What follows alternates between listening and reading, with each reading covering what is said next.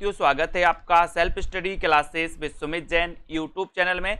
तो सभी साथियों एक बार वीडियो को लाइक कर देंगे और जिन भी साथियों ने दोस्तों अभी तक वीडियो को शेयर नहीं किया है अपने मित्रों तक शेयर जरूर करें। ठीक है, अपना ये सेशन रोज होता है दोस्तों 9 बजे। ठीक है, हम यहाँ पर दोस्तों ओल्ड पेपर से संबंधित हिंदी साहित्य के कुछ महत्वपूर्ण प्रश्नों पर चर्चा करते हैं। आप लोग भी दोस्तों पढ़ते हैं और आपने सेल्फ स्टडी क्लासेस का ऐप जरूर डाउनलोड कर लिया हुआ, सेल्फ स्टडी क्लासेस है ना। ऐप को डाउनलोड कर लो और दोस्तों स्टार्ट करते हैं आज का ये सेशन। ठीक है, पढ़ लेते हैं आगे चल के। यहाँ पर आते हैं ठेस कहानी के लेखक कौन है। ठेस कहानी के लेखक कौन है, यानी कि 88 का प्रश्न आपको बताना है। अज्ञेय है अमरकांत, फणीश्वरनाथ रेणु या फिर मोहन राकेश। ठेस कहानी के लेखक कौन माने जाते हैं आपको बताना है। ठेस कहानी के लेखक कौन है और 4 विकल्प हैं। बढ़िया प्रश्न है।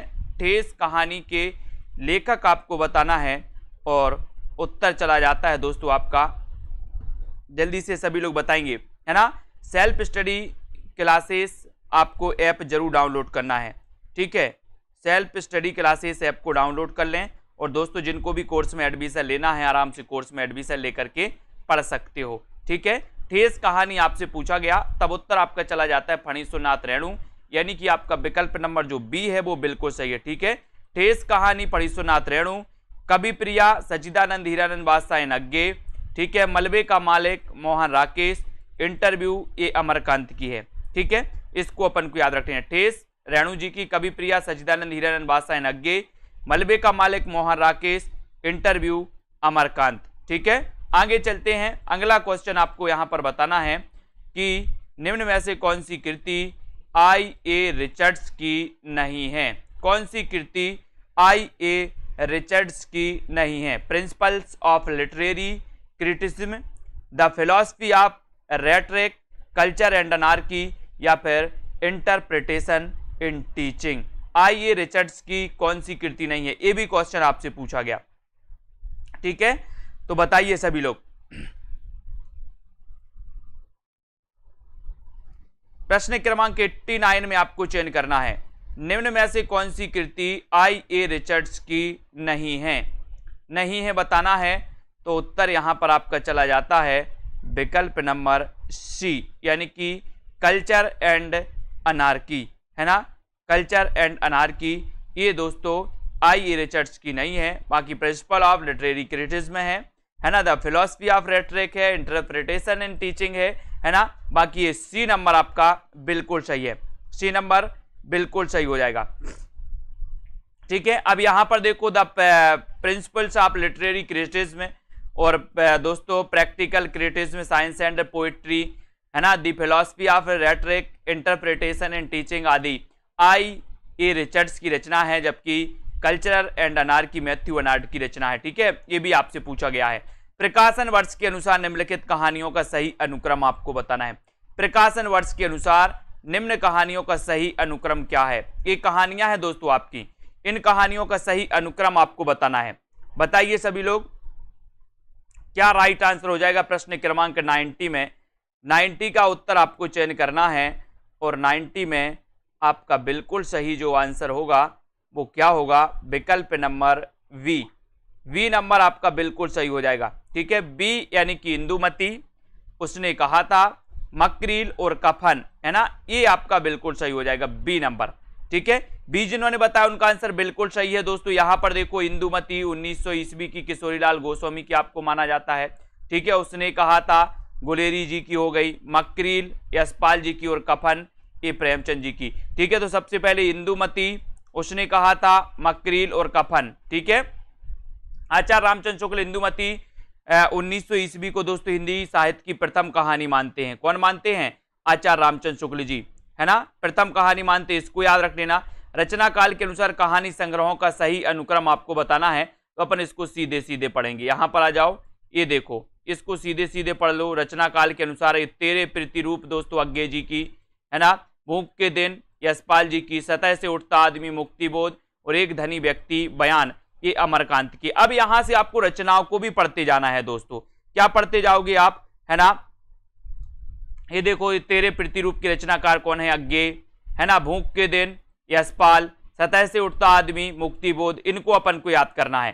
ठीक है। अब यहां पर आपको सुमेलित करना है। ये दोस्तों आपके 4 विकल्प हैं, सुमेलित करिए। यारों की यार, मछली मरी हुई, सपाट चेहरे वाला आदमी और कोसी का घटबार। कोसी का घटबार, इनको आपको चयन करना है और आपको बताना है यारों की यार, मछली मरी हुई, सपाट चेहरे वाला आदमी और कोसी का घटबार, ये रचनाएं किसकी हैं। यारों की यार ये किसकी रचना है, मछली मरी हुई, सपाट चेहरे वाला आदमी या फिर कोसी का घटबार, ये पूरी की पूरी रचनाएं किसकी हैं, बताइए सभी लोग। ये नीचे विकल्प भी दिए हैं आपके लिए और इन विकल्पों को चयन करते हुए आपको आगे बढ़ना है। यारों की यार ये किसकी रचना है, मछली मरी हुई, सपाट चेहरे वाला आदमी या कोसी का घटबार, ये किसकी रचनाएं हैं। तो यहां पर आपका बिल्कुल सही आंसर होता है यारों के यार कृष्णा सोबती। यारों के यार कृष्णा सोबती, ठीक है। अब आपका यहां पर सही उत्तर मछली मरी हुई, मछली मरी हुई ये राजकमल चौधरी की है दोस्तों, ठीक है, ये आपका बिल्कुल सही हो जाएगा। अब देखते हैं यहां पर सपाट चेहरे वाला आदमी, ये किसकी है, ये है दूधनाथ सिंह की रचना। कोसी का घटबार जोशी, तो शेखर जोशी, यानी कि आपका राइट आंसर चला जाता है एक ही तरफ, एक ही तरफ। यानी कि यहां पर देखो आपसे पूछा जाएगा यारों के यार की रचनाकार कौन है, बोले कृष्णा सोबती। यारों के यार कृष्णा सोबती, ठीक है। मछली मरी हुई राजकमल चौधरी, ठीक है। सपाट चेहरे वाला आदमी दूधनाथ सिंह की रचना है, सपाट चेहरे वाला आदमी दूधनाथ सिंह। और कोसी का घटबार तो आपको पता ही है शेखर जोशी। और पाली ये रचना भीष्म साहनी की है दोस्तों, ये कहानी भीष्म साहनी की है, ठीक है। अब अगला देखो, गुंडा कहानी प्रसाद के किस कहानी संग्रह में संकलित है। सबसे बड़ी बात तो यह है दोस्तों कि गुंडा कहानी आपको पता होनी चाहिए, है ना। गुंडा कहानी बोले प्रसाद की है, प्रसाद, है ना, गुंडा का प्रसाद, बोले हमने गुंडों का प्रसाद चखा, गुंडों का प्रसाद क्या चखा, गुंडे मिल जाएं आपको कहीं, उनका प्रसाद चखना पड़ेगा, थोड़ा बहुत चख लेना। तो गुंडा कहानी प्रसाद के किस कहानी संग्रह में संकलित है, ये आपको बताना है। इंद्रजाल में, आकाशदीप, प्रतिध्वनि या फिर आंधी में। गुंडा कहानी प्रसाद के किस कहानी संग्रह में संकलित है, ये आपको चयन करना था। प्रश्न क्रमांक 93 का उत्तर, और 93 में आपका राइट आंसर चला जाता है इंद्रजाल।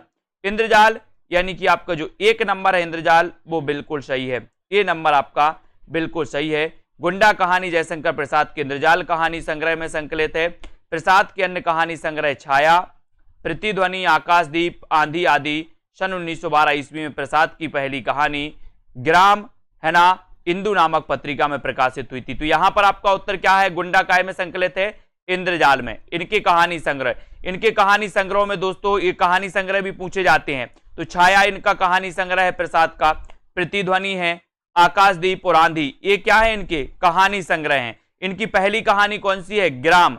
जयशंकर प्रसाद की पहली कहानी कौन सी है, ग्राम, याद रख लेना, है ना। सतह से उठता आदमी की विधा क्या है दोस्तों, सतह से उठता आदमी, बोले सतह से उठ नहीं उठ जाता है ना। तो सतह से उठता आदमी की विधा क्या है, 94 का आंसर आपको बताना है। काव्य, कहानी, नाटक या फिर नाटक काव्य, इसकी विधा क्या मानी जाती है, ये 94 में आपको चयन करना है। सतह से उठता आदमी की विधा क्या है, और 94 का बिल्कुल सही आंसर हो जाएगा दोस्तों, क्या होगा, उत्तर चला जाएगा कहानी। कहानी यानी कि बी नंबर, बी आपका बिल्कुल सही है। सतह से उठता आदमी की विधा है कहानी, और बी आपका राइट आंसर चला जाएगा, ठीक है, बी नंबर। बहुत बढ़िया, सभी लोगों ने बिल्कुल सही आंसर बताया है। अगले क्वेश्चन की ओर हम चलेंगे दोस्तों। अगला क्वेश्चन यहां पर देखते हैं, समानांतर कहानी की पुरस्कर्ता कमलेश्वर का मूल नाम क्या है। बहुत बढ़िया क्वेश्चन है दोस्तों।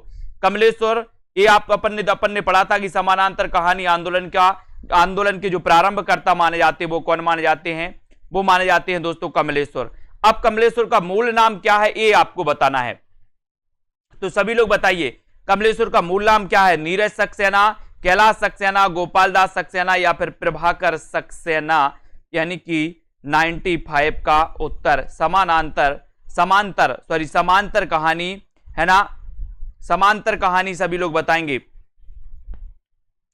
समांतर कहानी के पुरस्कर्ता कमलेश्वर का मूल नाम बताना है, और मूल नाम आपसे पूछा गया तो याद रख लेना, कैलाश सक्सेना नहीं, नीरज सक्सेना, नीरज सक्सेना, है ना।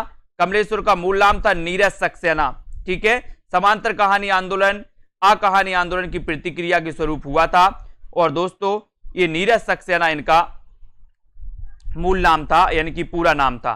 ठीक है, तो ये नंबर आपका बिल्कुल सही है। आ कहानी आंदोलन का निर्मल वर्मा ने प्रारंभ किया था। दोस्तों आ कहानी आंदोलन अपन पढ़ते थे, किसने किया था? निर्मल वर्मा ने किया था क्या आ कहानी आंदोलन को? आ कहानी आंदोलन के प्रवर्तक कौन माने जाते हैं? बताइए सभी लोग, आ कहानी आंदोलन के प्रवर्तक कौन माने जाते हैं? आ कहानी आंदोलन के प्रवर्तक कौन माने जाते हैं? आ कहानी आंदोलन, आ बताइए, है ना, यहां पर थोड़ा सा मिसप्रिंट, बताओ।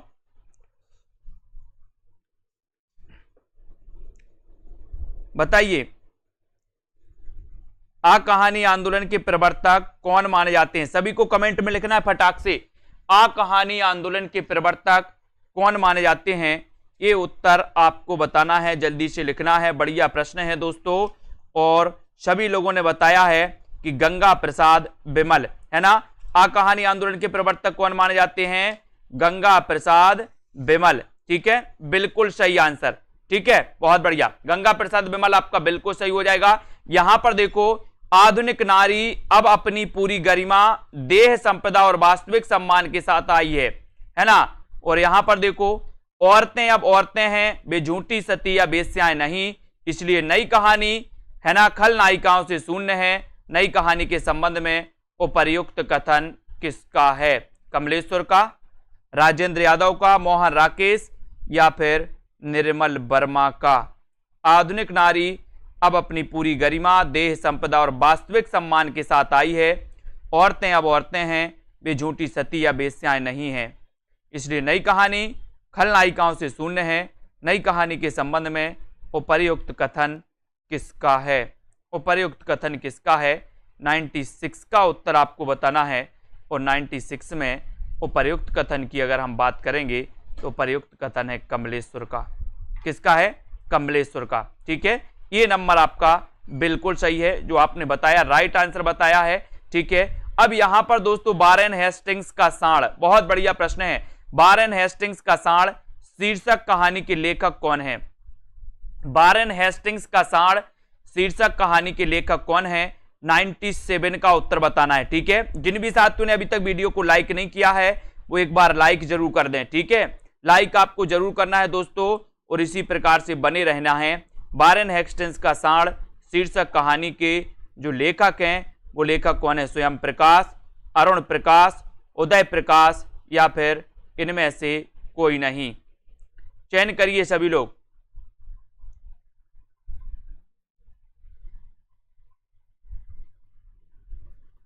सभी को चयन करना है। वारेन हेस्टिंग्स का सांड, ये कहानी आपको बताना है, कहानी के संबंध में, है ना। ये दोस्तों कहानी शीर्षक के लेखक कौन है? आपने बिल्कुल सही आंसर दिया है, उदय प्रकाश। क्या आंसर आया आपका?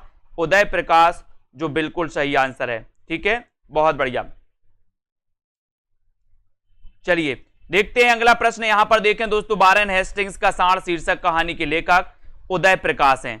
ठीक है, उदय प्रकाश है। अन्य रचनाओं में त्रिच इनकी रचना कई बार पूछी गई है, तो त्रिच भी आपको याद रख लेना दोस्तों, त्रिच भी इनकी रचना पूछी जाती है। दरियाई घोड़ा, दत्तात्रेय का दुख, ठीक है, पाल गुमरा का स्कूटर, मोहनदास, पीली छतरी वाली लड़की, जो कि कई बार पूछा गया। पीली छतरी वाली लड़की के लेखक कौन है? ऐसा कई बार पूछा गया। तो ये उदय प्रकाश की जितनी भी कहानियां हैं दोस्तों, चाहे वो पाल गुमरा का स्कूटर हो, चाहे मोहनदास हो, चाहे पीली छतरी वाली लड़की हो, दत्तात्रेय का दुख या फिर त्रिच या दरियाई घोड़ा, इन सारी की सारी रचनाओं को, इन कहानियों को आपको याद करना है। अगला क्वेश्चन है 98वां क्वेश्चन है आपका, तीसरी कसम फिल्म किस लेखक की कहानी पर बनाई गई? बताना है किस लेखक की कहानी पर तीसरी कसम फिल्म बनी थी। प्रश्न क्रमांक 98 में आपको चयन करना है। वीडियो को एक बार सभी लोग लाइक कर देंगे और दोस्तों इसी प्रकार से आगे बढ़ते जाइए। चलिए, तीसरी कसम फिल्म किस कहानी, तीसरी कसम फिल्म किस कहानी, किस लेखक की कहानी पर बनाई गई? और आपने उत्तर लगाया है विकल्प नंबर बी, यानी कि फणीश्वरनाथ रेणु, है ना। ये क्या माने जाते हैं दोस्तों? आंचलिक उपन्यासकार माने जाते हैं रेणु जी, है ना। इनका प्रथम मेला आंचल जो है हिंदी का प्रथम आंचलिक उपन्यास भी माना जाता है। किसका? रेणु जी का। इसको अपन को याद करना है। यहां पर आते हैं तीसरी कसम फिल्म फणीसुनाथ रेणु की इसी नाम की कहानी तीसरी कसम उर्फ मारे गए गुलफाम के ऊपर बनाई गई। रेणु की अन्य कहानियां रसप्रिया, ठुमरी, अग्निखोर, आदिम रात्रि की महक ये मानी जाती हैं। प्रेमचंद की अंतिम कहानी कौन सी थी? प्रेमचंद की अंतिम कहानी आपको बताना ईदगाह, कफन, ठाकुर का कुआं या फिर बड़े घर की बेटी। प्रेमचंद की अंतिम कहानी कौन सी थी? प्रेमचंद की अंतिम कहानी कौन सी थी ये आपको बताना है और 99 का उत्तर बताना है आपको। प्रेमचंद की अंतिम कहानी कौन सी थी? और प्रेमचंद की अंतिम कहानी की जब बात आई तो उत्तर चला जाता है कफन। कफन यानी कि बी नंबर, ये इनकी अंतिम कहानी थी दोस्तों 1936 की, है ना। और विश्व स्तर के महान उपन्यासकार और कहानीकार थे दोस्तों प्रेमचंद जी। और प्रमुख कहानियों की इनकी बात करें तो ईदगाह, ठाकुर का कुआं, है ना, बड़े घर की बेटी, शतरंज के खिलाड़ी, नमक का दरोगा, दो बैलों की कथा और पूस की रात ये माने जाते हैं। ठीक है। आलसियों का कोड़ा किसकी रचना है? आलसियों का कोड़ा किसकी रचना है? लल्लू लाल की, मुंशी सदा सुखलाल, सदल मिश्र या फिर सितारे हिंद? जल्दी से बताना है, 100 का आंसर आप लोग बताएंगे। आलसियों का कोड़ा किसकी रचना है? प्रश्न क्रमांक 100 का बताते चलें अभी। आलसियों का कोड़ा एक किसकी रचना है? 4 विकल्प हैं। 100 का प्रश्न आपको बताना है, आलसियों का कोड़ा किसकी रचना है। ठीक है। लास्ट के 10 मिनट आपको दिए जाते हैं, जो भी आपको पूछना हो, है ना, आप पूछ सकते हो। बीच में ना तो किसी का नाम लिया जाता है ना किसी का कुछ किया जाता है। ठीक है। तो जिनको भी जो पूछना है बीच में लास्ट में आपके 10 मिनट है उसमें आप पूछ सकते हो। आलसियों का कोड़ा किसकी रचना है? आलसियों का कोड़ा ये किसकी रचना है? और आपने बिल्कुल सही आंसर लगाया, सितारे हिंद। सितारे हिंद यानी कि आपका डी नंबर जो सितारे हिंद है वो बिल्कुल सही है। आलसियों का कोड़ा बिल्कुल राइट आंसर, सितारे हिंद आपका राइट। आलसियों का कोड़ा सितारा हिंद की रचना है। इनका पूरा नाम था राजा शिव प्रसाद, है ना। इनकी अन्य महत्वपूर्ण रचनाएं मानव धर्म सार, है ना, भूगोल, हस्तामलक, राजा भोज का सपना ये सभी माने जाते हैं। ठीक है। हत्या नामक कहानी के लेखक हैं तो कौन है? सभी लोगों को बताना है, बताइए।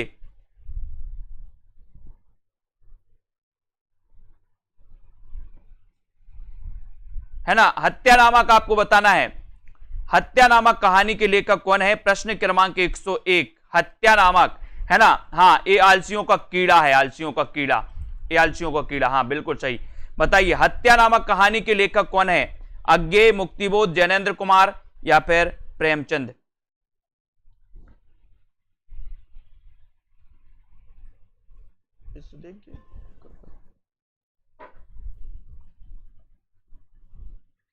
कूलर बंद कर दिए।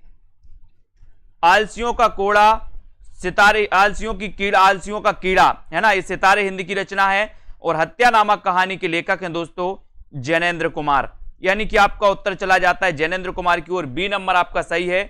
जैनेन्द्र प्रेमचंदोत्तर हिंदी कथा साहित्य के प्रमुख लेखक हैं।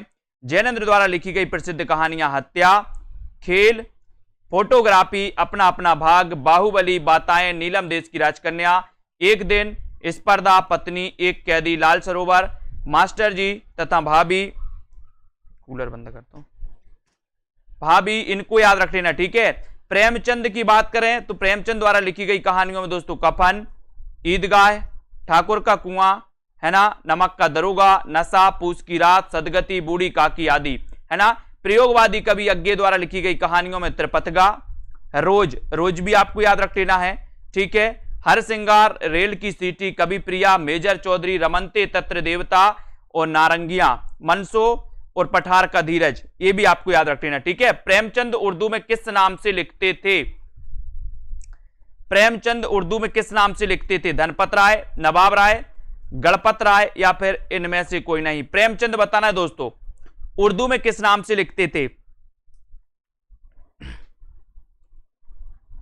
प्रेमचंद उर्दू में किस नाम से लिखते थे? 102 का आंसर। प्रेमचंद उर्दू में किस नाम से लिखते थे? और लगभग सभी को पता है कि जो प्रेमचंद का वास्तविक नाम था वो तो धनपत राय था। लेकिन उर्दू की अगर बात करें तो उर्दू में नवाब राय नाम से लिखते थे। क्या नाम से? नवाब राय नाम से, यानी कि आपका जो बी नंबर है नवाब राय, वो बिल्कुल सही है। ठीक है। हिंदी साहित्य में कथा सम्राट कहे जाने वाले तथा उपन्यास विधा के प्रवर्तक मुंशी प्रेमचंद प्रारंभ में उर्दू में नवाब राय के नाम से लेखन करते थे। धनपत राय को प्रेमचंद नाम उर्दू के लेखक दया नारायण निगम ने दिया था, है ना। प्रेमचंद को उपन्यास सम्राट की संज्ञा बंगला कथाकार शरतचंद्र चट्टोपाध्याय ने दिया था। ये आपको याद करना है। ठीक है, इन सभी को याद करते रहिए। वीडियो को लाइक जरूर करना है दोस्तों और अपने मित्रों तक शेयर करते रहिए। ठीक है। अगला क्वेश्चन है आपके लिए, प्रेमचंद की किस कृति को प्रतिबंधित किया गया था? प्रेमचंद जी के बारे में सभी लोग जानते हैं दोस्तों, है ना। अभी अपन ने पढ़ा कि इनका वास्तविक नाम था धनपत राय, नवाब राय नाम से उर्दू में लिखते थे, है ना। प्रेमचंद को यह नाम दिया था दया नारायण निगम ने, बिल्कुल सही है ना। जमाना पत्रिका के संपादक थे दोस्तों दया नारायण निगम, इन्होंने दिया था। और प्रेमचंद की किस कृति को प्रतिबंधित किया गया था, ये आपसे पूछा गया। 103 का उत्तर पूछा गया।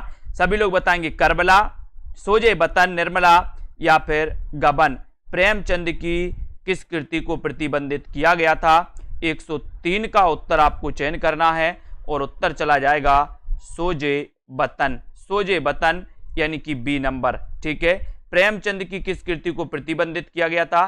तो वो किया गया था सोजे बतन को। हिंदी के कथा सम्राट प्रेमचंद की कहानी संग्रह सोजे बतन को अंग्रेजी सरकार ने प्रतिबंधित करके जब्त कर दिया, है ना। सोजे बतन में 5 कहानी संकलित थी दोस्तों, इसके दुनिया, हुब्बे वतन, है ना, सांसारिक प्रेम और देश प्रेम। ठीक है, इसे और दुनिया का सबसे अनमोल रत्न ये थी दोस्तों। ठीक है, ये दुनिया का सबसे अनमोल रत्न है मेरा वतन, शेख मखमूर, सिले मातम, इनको दोस्तों आपको याद रख लेना है। और प्रेमचंद ने लगभग 300 कहानियां लिखी जो मानसरोवर के 8 भागों में प्रकाशित हैं, जो लगभग सभी को पता है। ठीक है। कफन का बताना है आपको। कफन कहानी में घीसू और माधव कफन के पैसे का क्या करते हैं? ये क्वेश्चन कई बार आया है। घीसू और माधव कफन के पैसे का क्या करते हैं, बताइए सभी लोग बताएं। कफन कहानी में घीसू और माधव कफन के पैसे का क्या करते हैं? पूड़ियां खरीद कर खाते हैं, बोतल भर शराब पीते हैं, है ना। इनमें से कोई काम नहीं करते या उपर्युक्त दोनों काम करते हैं। क्या करते हैं? 104 में उत्तर थोड़ा सा देख के बताना, नहीं तो बोले सराव देखा ना ताव और लगा दिया बी, है ना।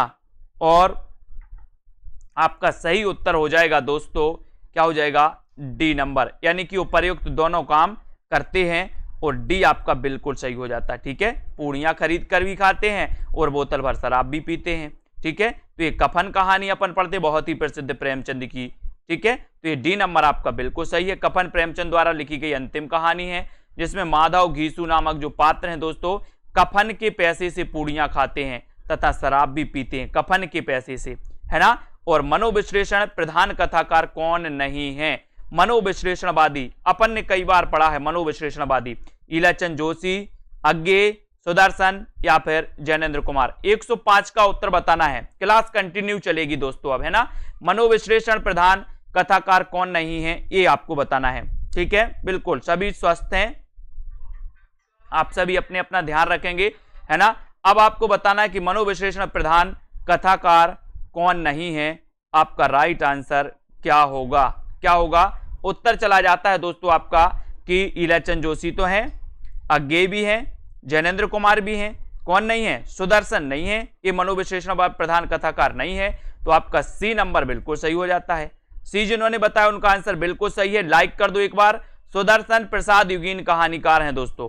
हार की जीत इनकी कहानी आपको पता होगा, इनकी पहली कहानी है, 1920 में सरस्वती में छपी थी। सुदर्शन की प्रसिद्ध कहानियों दो मित्र, कवि की स्त्री, प्रेम तरु, है ना, एथेंस का सत्यार्थी, पत्थरों का सौदागर और कलम की बेटी, ये सारी की सारी रचनाएं इन्हीं की मानी जाती हैं। ठीक है, अगले क्वेश्चन की ओर बढ़ते हैं। भोला राम का जीव व्यंग्य के लेखक कौन है?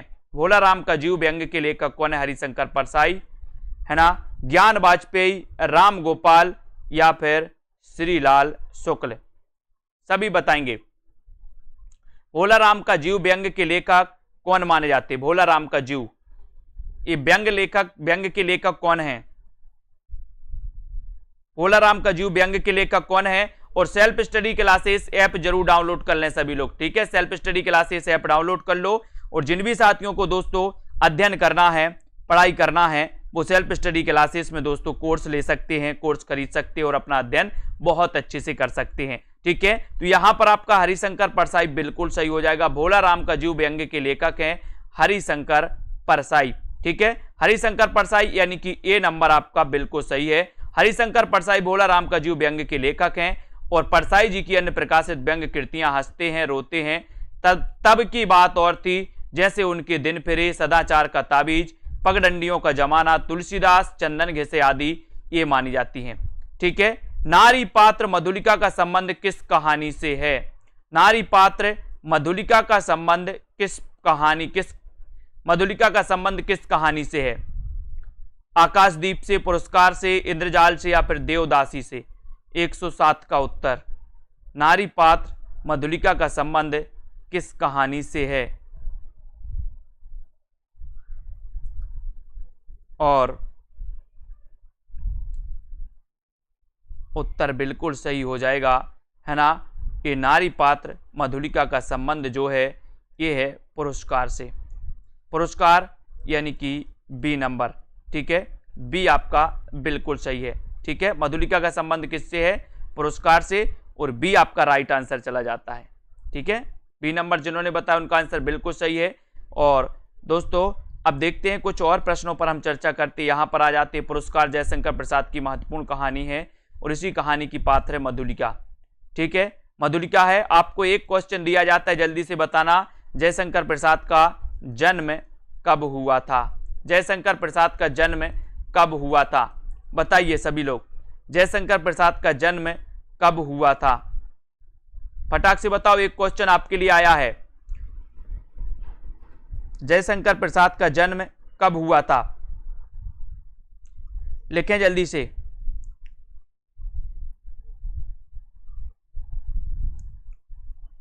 और जयशंकर प्रसाद का जन्म कब हुआ था ये आपको बताना है।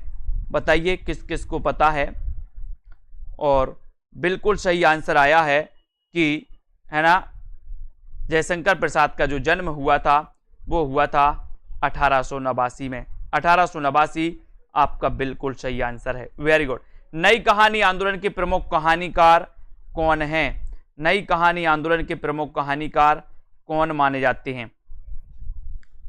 नई कहानी आंदोलन के प्रमुख कहानीकार कौन माने जाते हैं? मोहन राकेश, यशपाल, जैनेन्द्र कुमार या फिर दोस्तों ईला चंद्र जोशी? नई कहानी आंदोलन के प्रमुख कहानीकार कौन है, ये आपसे पूछा गया था और आपने बताया है आंसर कि सर नई कहानी आंदोलन की अगर बात करोगे तो उत्तर लगाएंगे हम काय में। प्रमुख जो कहानीकार माने जाते हैं वो माने जाते हैं दोस्तों मोहन राकेश। मोहन राकेश आपका बिल्कुल सही आंसर है, ठीक है। नई कहानी आंदोलन के प्रमुख कहानीकार हैं मोहन राकेश और ये नंबर जो है आपका वो बिल्कुल सही है, ये आपका राइट आंसर है। मोहन राकेश आपका बिल्कुल सही आंसर हो जाएगा, ठीक है। अगला देखो, प्रस्तुत विकल्पों में नई कहानी आंदोलन के प्रमुख कहानीकार मोहन राकेश हैं, इसको अपन को याद रख लेना है, ठीक है ना।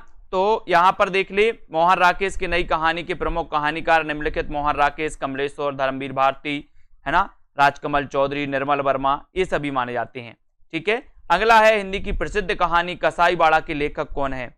हिंदी की प्रसिद्ध कहानी कसाईबाड़ा के लेखक कौन है? ओम प्रकाश वाल्मीकि, कमल भारती, शिवमूर्ति या फिर शिवराज सिंह बेचैन? हिंदी की प्रसिद्ध कहानी कसाईबाड़ा के लेखक कौन माने जाते हैं? हिंदी की प्रसिद्ध कहानी कसाईबाड़ा के लेखक आपको बताना है और आपका राइट आंसर चला जाता है साथियों, हिंदी की प्रसिद्ध कहानी कसाईबाड़ा, और कसाईबाड़ा के लेखक हैं शिवमूर्ति। कौन है? शिवमूर्ति, यानी कि आपका उत्तर सी बिल्कुल सही है, ठीक है। सी नंबर आपका सही है। हिंदी की प्रसिद्ध कहानी कसाईबाड़ा के लेखक शिवमूर्ति हैं और इनकी अन्य रचना है केसर कस्तूरी। केसर कस्तूरी भी है, ठीक है। कौन सी हिंदी की पहली कहानी मानी जाती है? आपको बताना है। हिंदी की पहली कहानी कौन सी मानी जाती है? इंदुमती, 11 वर्ष का समय, धुलाई वाली या फिर इनमें से कोई नहीं। कौन सी हिंदी की पहली कहानी मानी जाती है? 110 का उत्तर आपको चयन करना है। हिंदी की पहली कहानी कौन सी मानी जाती है? 4 विकल्प हैं, 4 में से आपको चयन करना है, हिंदी की पहली कहानी बताना है और राइट आंसर चला जाएगा दोस्तों आपका क्या? विकल्प नंबर 1 यानी कि इंदुमती। अब इंदुमती के रचनाकार कौन है? तो किशोरीलाल गोस्वामी। किशोरीलाल गोस्वामी इंदुमती को दोस्तों, है ना, ये आपको याद रख लेना, हिंदी साहित्य की प्रथम कहानी मानते हैं। 11 वर्ष का समय आचार्य रामचंद्र शुक्ल की कहानी है तथा धुलाई वाली 1907 राजेंद्र बाला घोष, ठीक है, बंग महिला की कहानी है। इंदुमती को मौलिक कहानी न मानकर शेक्सपियर के नाटक टेम्पेस्ट का क्या माना जाता है? छायानुवाद माना जाता है, ठीक है, इनको भी याद रखना है। अब अगला क्वेश्चन है दोस्तों, बंग महिला का असली नाम क्या था? ये तो कई बार पूछा गया। बंग महिला का असली नाम क्या था? बंग महिला का असली नाम क्या था? मामुनी, विद्यावती, राजेंद्र बाला घोष या फिर रामेश्वरी देवी? बंग महिला का असली नाम क्या था? बंग महिला का असली नाम क्या था? और उत्तर आपका बिल्कुल सही चला जाता है कि बंग महिला का जो असली नाम था वो नाम था दोस्तों राजेंद्र बाला घोष। राजेंद्र बाला घोष यानी कि आपका बी नंबर जो है वो बिल्कुल सही है। राजेंद्र बाला घोष आपका बी सही है। बंग महिला का असली नाम राजेंद्र बाला घोष था और ये मिर्जापुर निवासी बाबू पूर्णचंद की धर्मपत्नी थी, है ना। राजेंद्र बाला घोष बंग महिला को हिंदी की प्रथम कहानी लेखिका स्वीकार किया जाता है और इनके द्वारा रचित कहानियां हैं चंद्रदेव से मेरी बातें, कुंभ में छोटी बहू, धुलाई वाली और दालिया, ये मानी जाती है। ठीक है, सभी को बिल्कुल सही आंसर आया है। अब दोस्तों हम यहां पर थोड़े से क्वेश्चन और आपसे पूछेंगे, ठीक है, सभी लोग बताना बढ़िया तरीके से। दोस्तों 4-5 क्वेश्चन आपसे पूछे जा रहे हैं। लाइक जरूर कर देना जिन भी साथियों ने अभी तक सेल्फ स्टडी क्लासेस का ऐप डाउनलोड नहीं किया दोस्तों, तो ये सेल्फ स्टडी क्लासेस का ऐप है, ऐप जरूर डाउनलोड कर लेंगे सभी लोग, ठीक है। जिन्होंने नहीं किया वो ऐप को जरूर डाउनलोड करेंगे। अब दोस्तों आपको बताना है साधना गद्य काव्य के लेखक कौन है? साधना गद्य काव्य के लेखक कौन है? जल्दी से बताइए। साधना गद्य काव्य के लेखक कौन है? पहला प्रश्न आपके लिए, है ना, बिल्कुल ठीक है। साधना गद्य काव्य के लेखक कौन है? सभी को बताना है। साधना गद्य काव्य के लेखक कौन है?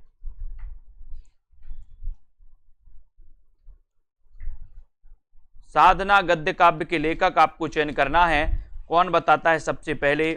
और आप लोगों के बिल्कुल सही आंसर आ रहे हैं कि अगर साधना गद्य काव्य पूछा जाएगा तो वो बताया जाएगा किसका?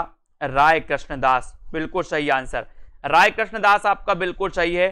साधना गद्य काव्य के लेखक हैं राय कृष्णदास। राय कृष्णदास जो आपका बिल्कुल सही है, बहुत बढ़िया, ठीक है। जूठन किसकी आत्मकथा है? जूठन किसकी आत्मकथा है? अगला क्वेश्चन आपके लिए, जूठन किसकी आत्मकथा है? जूठन आत्मकथा के लेखक कौन हैं? जूठन आत्मकथा के लेखक कौन हैं? और फटाफट से उत्तर आनी चाहिए। लाइक जरूर कर दिया सभी लोगों ने। जूठन आत्मकथा के लेखक कौन माने जाते हैं? और उत्तर आपका चला जाता है जूठन आत्मकथा है किसकी? बताइए, किसी ने नहीं बताया अभी तक। ओम प्रकाश वाल्मीकि, बिल्कुल सही है। आशा जी, नीतू जी, बिल्कुल राइट आंसर। रोमा जी, ममता अधिकारी, ममता कुमारी जी, बिल्कुल, है ना। ये जूठन जो आत्मकथा है वो ओम प्रकाश वाल्मीकि की है। वेरी गुड, ओम प्रकाश वाल्मीकि बिल्कुल सही है, ठीक है। अगला क्वेश्चन आपको बताना है दोस्तों, सभी लोग बताएंगे, है ना।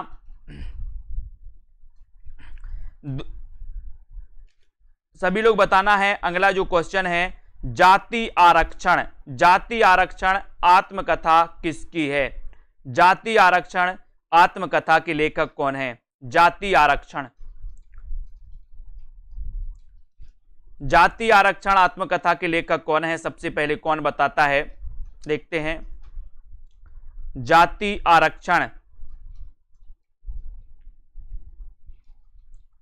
जाति आरक्षण आत्मकथा के लेखक कौन है ना, क्या बताना है? रमन जी,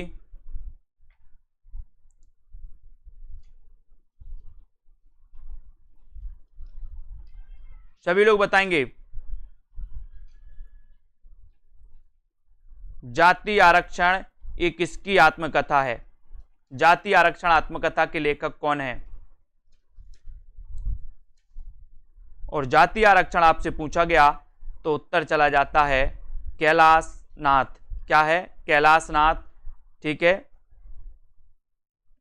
कैलाश नाथ है ना। जाति आरक्षण आत्मकथा जो है दलित आत्मकथा है और कैलाश नाथ इसके रचनाकार हैं। ठीक है, कैलाश नाथ माने जाते हैं। बिल्कुल सही है। ठीक है, अगला क्वेश्चन आपसे पूछा जाएगा दोस्तों, आपको बताना है कि मेरे बचपन मेरे कंधों पर, मेरा बचपन मेरे कंधों पर, मेरा बचपन मेरे कंधों पर दलित आत्मकथा के लेखक कौन है? मेरा बचपन मेरे कंधों पर दलित आत्मकथा के लेखक कौन है? बताइए, मेरा बचपन मेरे कंधों पर दलित आत्मकथा के लेखक कौन माने जाते हैं? मेरा बचपन मेरे कंधों पर, मेरा बचपन मेरे कंधों पर दलित आत्मकथा के लेखक कौन है? और बढ़िया प्रश्न है, अच्छा प्रश्न है दोस्तों। कैलाश कौन माने जाते हैं? मेरा बचपन मेरे कंधों पर कौन है? किसका है? बहुत बढ़िया। और बताइए।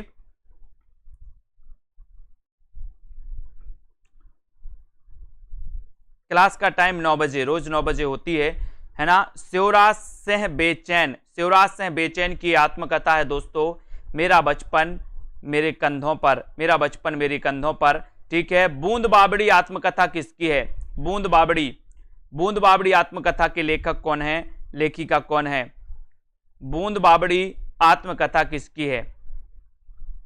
बूंद बाबड़ी आत्मकथा ये किसकी मानी जाती है? सभी लोग सेल्फ स्टडी क्लासेस का ऐप जरूर डाउनलोड कर लें और बूंद बाबड़ी आत्मकथा के जो लेखक माने जाते हैं, लेखिका मानी जाती हैं, वो कौन मानी जाती हैं? बताइए जल्दी से। और उत्तर चला जाता है दोस्तों पद्मा सचदेवा। बूंद बाबड़ी आत्मकथा किसकी है? पद्मा सचदेवा की। किसकी है? पद्मा सचदेवा की, जो बिल्कुल सही आंसर है। पद्मा सचदेवा बिल्कुल सही है। ठीक है, बहुत बढ़िया है ना, बहुत बढ़िया। सभी लोगों ने बहुत अच्छे से बताया है दोस्तों। वीडियो को सभी लोग लाइक जरूर करें दोस्तों, इसी प्रकार से तैयारी करते रहें और आगे बढ़ते रहें। ठीक है, अध्ययन जरूर आपको करना है ना। और दोस्तों जिनको भी सेल्फ स्टडी क्लासेस का ऐप डाउनलोड करना है वो ऐप को जरूर डाउनलोड कर लें। ठीक है, और इसी प्रकार से अध्ययन करें। ठीक है, बिल्कुल सही है ना। ठीक है, तो वीडियो को लाइक और शेयर करें। सेल्फ स्टडी क्लासेस का ऐप को जरूर डाउनलोड करना है ना। और दोस्तों जिन भी साथियों ने अभी तक वीडियो को शेयर नहीं किया है वो शेयर भी कर दें और अपने मित्रों तक शेयर कर दें। एक बार व्हाट्सएप पर, फेसबुक पर शेयर कर दें। ठीक है,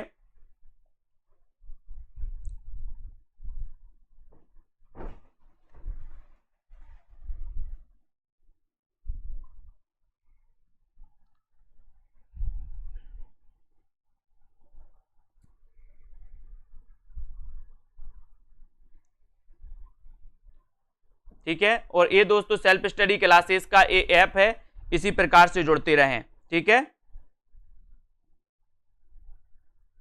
नीतू जी, मयंक वर्मा जी, ठीक है, बबीता जी, अनिरुद्ध जी, ठीक है, हाँ रक्षित शर्मा जी, बिल्कुल, जगदीश जी बिल्कुल ठीक हैं, बिल्कुल सही है, सही है, बिल्कुल बहुत बढ़िया। दारसू जी बिल्कुल राइट है। रेखा त्रिपाठी, विशाल जी, है ना। विशाल जी क्या पूछ रहे? विशाल जी शंभूक हत्या, है ना, नरेंद्र कोहली जी का नाटक माना जाता है शंभूक हत्या, है ना। अरुण राजपूत जी, ललिता जी, प्रमोद जी, मनीषा गिल जी, गीतिका, रेखा, अनीता, मोहम्मद, ठीक है, कविता यादव जी ठीक हैं। अब अर्शदीप जी, अनुराग जी, अर्चना, कमला जी, मुकनत, अजित जी, राहुल जी, बबीता, आर जी, अजित जी, संबुक की हत्या नाटक है, नाटक, नरेंद्र कोहली। अरुण राजपूत जी, दुर्गेश जी, प्रदीप जी, शैलेश कुमार जी। ठीक है साथियों, इसी प्रकार से जुड़े रहें। जिन भी साथियों को दोस्तों क्या करना है ना,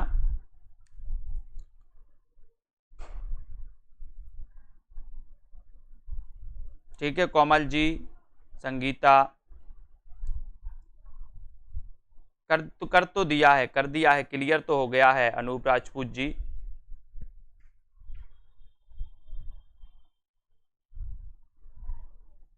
अभी तो यही चलेगा, पार्ट वाइज चलेगा, कहानी चलेंगे, है ना। कोमल शर्मा जी ठीक है, जसवंत जी, सोनू सिंह जी,